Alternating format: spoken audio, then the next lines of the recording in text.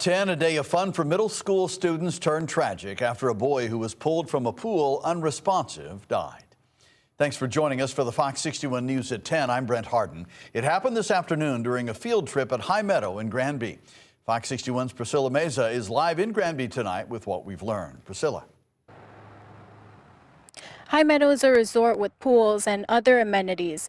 Many classes hold their end of school parties there before students go on summer vacation, so that's likely what was happening when this tragedy occurred. Police say they were called to High Meadow just after 2:20 this afternoon for a reported drowning. The manager at High Meadow confirmed tonight that it was an 8th grade boy who died. We don't know what school district that student was with, and police say the boy was found unresponsive in the pool. A Simsbury police officer who was already on site started life-saving care before paramedics arrived. The child was taken by ambulance to Connecticut Children's Medical Center, where he later died. Police say several students who witnessed the incident were so upset, additional ambulances were called in to help. Meanwhile, parents tell Fox 61 their children described a sudden and chaotic moment in the pool. One parent says students didn't realize what was happening until they were told to get out. Some also described the crowded pool and say a few students were treated for heat exhaustion. Those details coming from students have not been confirmed by police. High Meadow manager Griffin Cunningham issued this statement tonight saying, quote, "All of us at High Meadow are deeply saddened and are praying for his family, friends, and classmates." Now, Granby police are reminding parents tonight if your child is experiencing a traumatic event and they need someone to speak to, you can call 211 for crisis support services. And as for the incident at High Meadow, police are still investigating. Live in Granby, Priscilla Meza, Fox 61. Priscilla, thank you. Also tonight, neighbors in Manchester are trying to make sense of a little girl's death on their street. They say the 3-year-old was out walking alone early this morning before she was hit and killed by a car. Fox 61's Kayla Cade talked to people who live in the area who were shaken by the incident. The incident happened here on 375 East Center Street, and people already stopped by to pay their respects, leaving flowers here at this sign. We also spoke with people nearby who say this is a tragedy for the Manchester community, and they are heartbroken. I think everybody's hurting today, so yeah. When Faith McCann looked on her social media, she was heartbroken to learn a 3-year-old girl was killed in Manchester. The parents are suffering, their families are suffering, the community is suffering. We can do better. We can do better. It happened in the area of her business. Well, I've never experienced something like this, not here. Police say a 49-year-old man was driving westbound on East Center Street when he hit the little girl. They responded to the call just after 4:30 Wednesday morning. It was a Tesla. The guy, whoever was driving, stopped. It wasn't a hit and run. It was a sane person.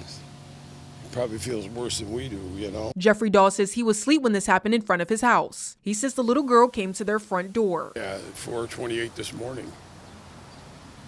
She tried to get in our front door. Then she ran back out in the front, out the sidewalk, and I guess that's when she must have got hit. I wish that there was some way we could have been there for her. In this area, McCann and Dahl say cars are prone to speeding and even crashing. We fear for our lives. I want to go for a walk, and it's just, I'm afraid of getting run over. I'm hoping that we can get some type of safety measures put in place because this is a very dangerous section. Police have not identified the girl's name or her family. The State Department of Children and Families said Wednesday that it received 2 reports about the family on June 1st and June 5th. DCF also said it's working closely with police to investigate what led to the little girl's death. McCann says to honor the 3-year-old, her women's group will light some candles and hold her close in their hearts. We're just going to send out love and peace and prayers and hope she finds her way on the other side. Faith McCann says she is planning a visual sometime next week. Now, this incident is still under investigation, and anyone with information is advised to call police. In Manchester, Kayla Cade, Fox 61.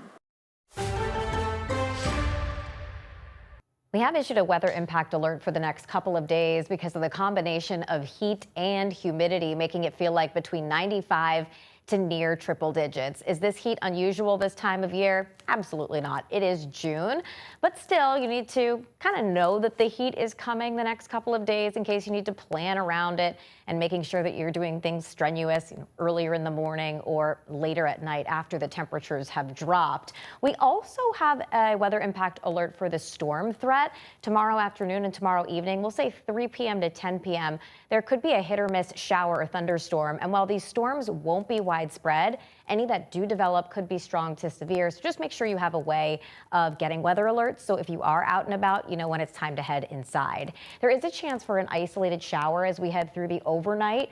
Most of us will stay dry, and it will be a warmer and more humid night as well. Temperatures will be dropping back through the 60s as we head towards daybreak tomorrow. So not, good sleeping weather like we've had the last few nights. 6 a.m. we're already seeing temperatures up near 70 degrees. By noon, we're in the upper 80s, and high temperatures inland will be in the low to mid 90s as we head through the afternoon. And at the shoreline, high temperatures could climb to the upper 80s to around 90. But look at that heat index, again, up towards the triple digits with a chance for a shower or thunderstorm. We'll take a closer look at the storm threat and the changes for this weekend coming up, Brent. Rachel, thank you. And ahead of this hot weather, Governor Ned Lamont activated the state's extreme hot weather protocol from Thursday morning through Sunday evening. Cooling centers will be open across the state, and officials are urging residents to stay hydrated, limit time outdoors, and check on vulnerable neighbors and family members. To find a cooling center, visit 211ct.org or call 211. Well, staff at a restaurant known for its late-night snacks had a terrifying encounter Tuesday.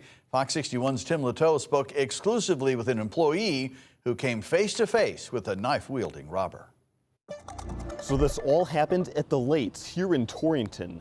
Employees say the suspect came down this dead-end road, knife in hand, and took hundreds of dollars from the cash register. We serve people at night perfectly fine, never had an issue. Burgers, wraps, and fries always keep the kitchen warm at Late's Takeout and Delivery in Torrington. But the temperature hit a boiling point late Tuesday night when a man walked in with a knife. A guy had him at knife point and threatened them and told him to give him all the money in the register. The women behind the cash register obliged, and Torrington police say the man took off running with hundreds of dollars of cash. Late's delivery driver, William Rivera, was the one who made the 911 call as his coworkers feared for their lives. Getting threatened like that with a knife, telling him to get all the drawers. He said rude things like he was going to cut them up. Police say the suspect ran just a few blocks to an apartment building he appeared to be squatting in and was arrested. They found hundreds of dollars of cash with the man who may face several charges. Rivera knows times are tough, but doesn't get why someone else's life has to be threatened. Why would you just come to a business and rob it and steal all the money and threaten young girls, especially just the girls in there? Police advise people to hand over the money and never put up a fight during a robbery. They say with security cameras and other technology, these crimes usually aren't difficult to solve. Rivera tells other businesses to be on alert for opportunistic criminals. Always keep an eye out, because you never know if a person's going through something in life where they're gonna regret later down the road. Rivera says he'll be praying for that man and anyone else going through a rough stretch. Just pray for the people and hope they have God by their side. Torrington police were not available for an interview, but confirmed the investigation is ongoing. In Torrington, Tim Latow, Fox 61. A teacher in New Haven accused of hitting a special needs student is facing charges tonight. That teacher's name has not been released. We do know from Alderman Angel Hubbard that they work at John C. Daniels School. Hubbard also says the teacher is charged with risk of injury to a child. The New Haven School District says the staff member has been placed on paid administrative leave while police in the Department of Children and Families investigate.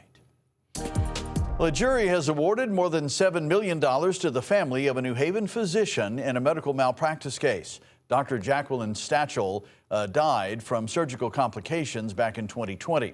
The lawsuit against Yale New Haven Hospital and Yale University claimed warning signs of infection were missed and treatment was delayed. The jury found those failures contributed to Stachel's death. Well, even as it battles financial difficulties, the local nonprofit remains committed to helping those who rely on its services every day. Fox 61's Kay Pattyfoot has more. Jendaya Scott, the CEO of Angel of Edgewood, says helping out the community is getting harder due to a new statewide policy that affects funding for local nonprofits. What you want? Jendaya Scott is helping the people in her community any way she can. Tuesday afternoon, she bought grinders for people who needed it most. She says it's not enough compared to the work she was able to do years prior. We're not able to feed as many people, and that's the problem, and it's really hurtful because people aren't considering the ripple effects of all of this stuff with the federal investigations. That federal investigation was a result of the Blue Hills Civic Association not properly reporting the loss of $300,000 to the state and problems with financial reporting. This led to an audit of subgrantees, which included Angel of Edgewood. We have to kind of like play eeny, meeny, miny, moe and decide if we're going to go on the north end or the south end.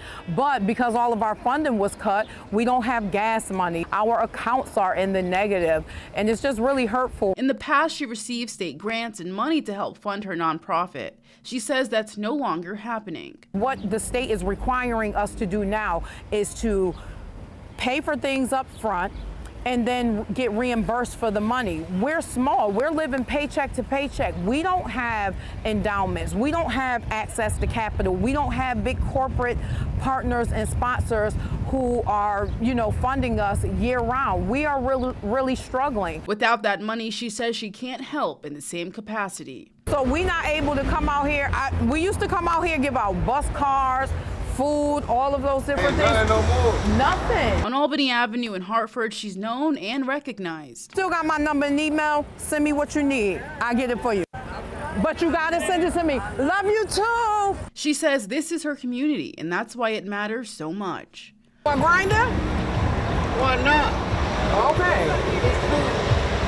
Now, where y'all from? Angel of Edgewood. You know what I'm saying? Hey. Scott tells me she worries for when it's time to get ready for next school year. She says that's when a lot of families rely on her and Angel of Edgewood the most. In Hartford, Kay Pattyfoot, Fox 61.